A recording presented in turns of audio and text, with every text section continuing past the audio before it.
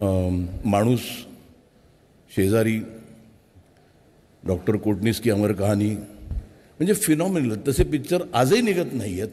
आणि त्यावेळेला एक प्रोग्रेसिव्ह सिनेमा करणारे एक थोर फिल्ममेकर आणि त्यांच्या नावाने हा पुरस्कार मला मिळणं म्हणजे जसं मुक्ता म्हणाली एक वेगळी जबाबदारी आहे. म्हणजे आधी मला वाटायचं की आता रिटायर व्हायचं त्यावेळेला जीवनगौरव देतात, पण नाही. जसं अनुपमजी म्हणाले की 30 वर्ष, मी 30 वर्ष म्हणणार नाही, पण 10 वर्ष तरी मला अजून यायचं इथे आणि चांगले चांगले सिनेमे घेऊन.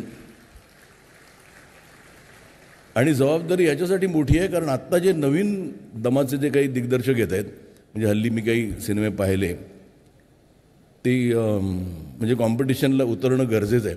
आणि मराठी सिनेमा कंटेंट वाईज तरी आपण खूप पुढे आहोत, मल्याळम सिनेमा आणि मराठी सिनेमा. आता बिझनेस वाईज पण तुमच्या आशीर्वादानं ते शक्य होईल असं वाटतं. आणि पुन्हा म्हणजे सगळ्या रसिक प्रेक्षकांना खूप खूप धन्यवाद.